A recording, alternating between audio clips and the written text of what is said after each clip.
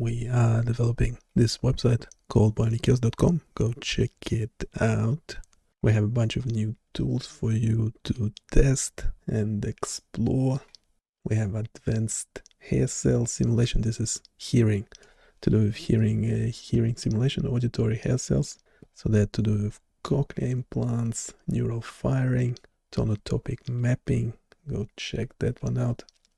We have another one on a behavioral task, while doing like an emotional arousal while listening to music, different types of music, while doing a cognitive test, so memory test, and at the same time it's a simulation where your respiration, ECG, cardio wave, and stress level are being recorded. We have an interactive TMS, Transcranial Magnetic Stimulation Simulator, for you to check out. It's a 3D visualization, highly interactive. And we have a game simulation for action potentials. We have different conditions, myelination, levels, ion channel densities, axon diameter. You can play with those. And there's also tasks for you to accomplish, to complete. So go check that out. Now we had a question. There was a question about the Advanced EEG Signal Simulator. There was actually two questions, like who is it for? Which, yeah, we'll just hand that over to the bots. But there was also another interesting question, is the fact that the artifact, when we're adding artifact to the signal, actually have to say 67%, so you can see both frequency and time domain. Yeah, so the question was, when adjusting, so say when doing eye blinks, wait a sec. No, let's do this one. So when doing eye blinks, it does not, you cannot currently set the timestamp for the artifact. So very good question. Someone actually went and checked the tool and asked a highly relevant question. Thank you very much. So currently we don't have that functionality. It's just mixing all the artifacts together. You can see how the artifact is affecting both the frequency and time domain. So when you're adding muscle, you can see a higher. So let's remove the eye blink for a sec. So you can just see the difference. For the muscle EMG, you have this higher frequency addition being added to the spectrum. You can see it as that noise, higher frequency noise in the time domain as well. But no, there's no way currently. It could be a future version of this web application simulation synthetic signal EEG generator. We could add this later on, but currently it's not available. But you can see the overall result of adding EMG to the signal. And same for the eye blink. Those will be those low frequency components, and you can see them both, the frequency domain changing. You have this addition, you can play with it, see the difference, and you have those random eye blink artifacts in the time domain series as well. So yes, currently, unfortunately, well, we didn't want to make it too complicated. This tool already doesn't fit the screen. It has quite a lot of stuff, so we didn't want to make it way more complicated. So we might add these things into future tools, those suggestions. And also we'll just have a notebook LM. We popped all this discussion, that essentially what I just said, we popped it into notebook LM by Google, and it will do the podcasty thing. Professional AI podcasters will essentially repeat what I just said. Hopefully it will make way more sense. Voltage spikes that happen every time someone blinks. They look like massive mountains on the EEG trace. So your subject is trying to concentrate, but their blinking just obliterates the subtle brainwave you're after. It's almost funny how disruptive basic biology can be. It really is a kind of dark comedy in neuroscience sometimes. Yeah. But here you control the chaos. You decide how much muscle noise, how frequent the blinks, and beyond those you have the fine-tuned waves controls. This is for getting really specific. Yep. Simple sliders let you adjust the overall power, like the volume of delta, theta, alpha, beta. quick and easy. But then there's a customized mode. For the control freaks among us. Exactly. Here you can set the precise center frequency for each wave band, the bandwidth, how wide that frequency range is, and the amplitude, the strength. Total granular control to craft your signal. And how do you make sense of the signal you've just crafted? There are overlays. Right, the spectrum overlays. These are dotted lines showing the theoretical perfect shape of each individual brainwave band you set up. They act as a guide. So you can compare your ideal ingredient shape to what actually comes out in the final mix. Precisely, which leads us nicely to the visualizations on the right. Okay, so you've mixed your brainwave cocktail. What does it look like? First up, the power spectrum, frequency domain. This graph is the output of a calculation called a fast Fourier transform, an FFT. It breaks down your complex signal and shows how much power or energy is present at each frequency. So you see peaks where your main brainwaves are, like a big peak in the alpha range if you selected the relaxed preset. Exactly. It's the frequency composition view, essential for understanding what ingredients are strongest in your signal mix. And below that, the simulated EEG waveform, time domain. That's the raw signal. The moment-to-moment voltage fluctuation over time, usually shown over a few seconds. It's the sum total of everything you put in, all the brainwaves, all the artifacts, all interfering with each other.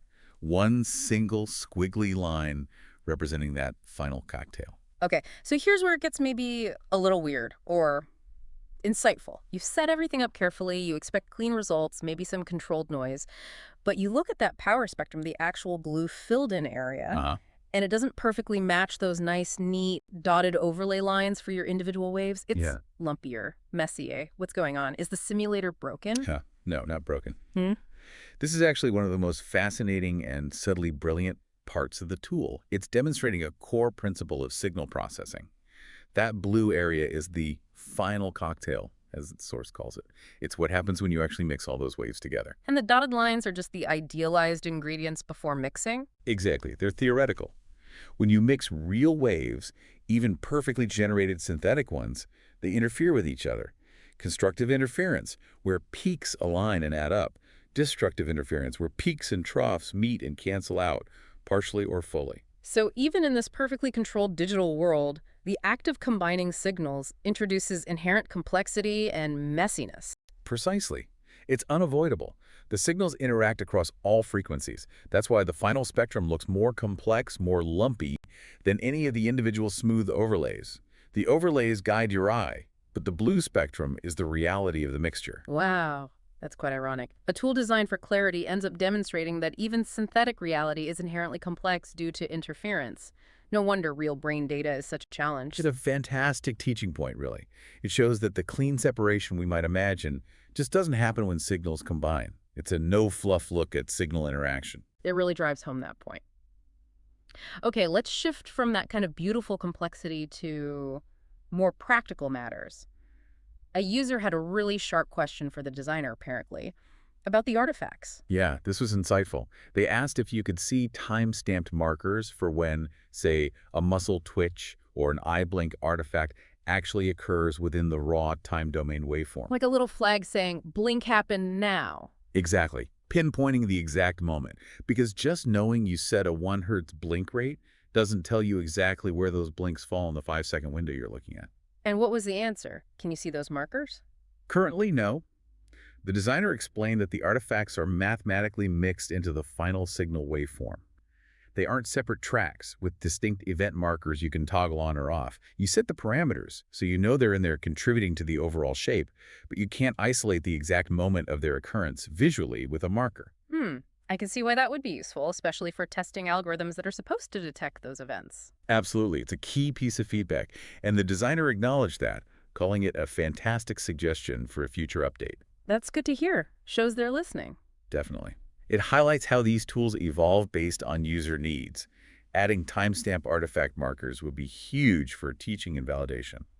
So speaking of the future, what else is potentially on the roadmap for this simulator? It sounds powerful, but where could it go next? Well, the designer has a few ideas based on the feedback in the field. One is incorporating more waveforms, like gamma waves, those higher frequency ones, above 30 Hz, linked to complex processing, maybe even consciousness itself. Ooh, okay. Getting into the really complex stuff. And other, maybe less common, brain rhythms too. Plus, adding more artifact types. Like what? We already have muscles and eyes. What else messes things up? Well, there's EKG interference, the electrical signal from the heartbeat bleeding into the EEG. That's a common one. And the classic 60 hertz or 50 hertz power line noise, that pervasive hum from electrical wiring that plagues sensitive recordings. Oh, right. The bane of every lab. Exactly. Then, getting into more advanced analysis, maybe adding spectrograms. What would that show? Spectrograms give you the time frequency view. So instead of just seeing the overall power at each frequency, like the current spectrum, you'd see how the power at different frequencies changes over time, like watching the musical score unfold.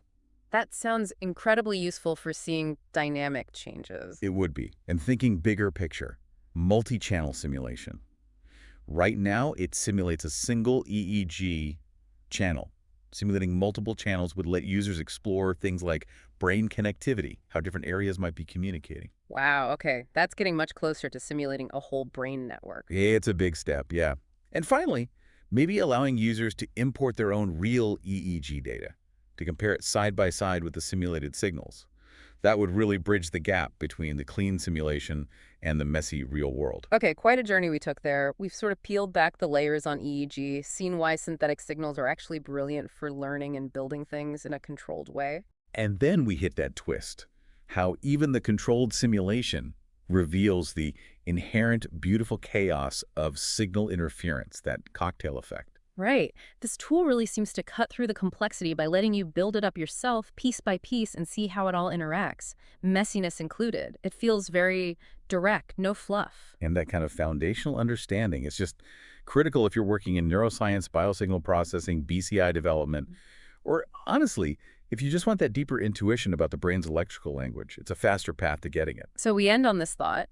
We saw how even a perfectly designed, ideal simulated brain signal becomes this complex, lumpy, interacting thing once you actually combine its parts. It really makes you think, doesn't it? How so?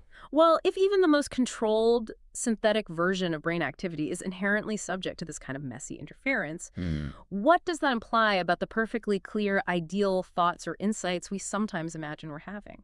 Are they maybe just as composite, just as much a result of complex interference patterns once they manifest in our actual neural networks? Exactly. Maybe that striving for pristine, perfect clarity is missing the point. Maybe the real understanding, the real richness, comes from embracing the beautiful interference. Food for thought. Yeah, there is a human in the loop if you have any questions.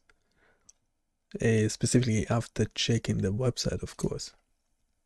I didn't mean like questions about the meaning of life or why this YouTube channel exists.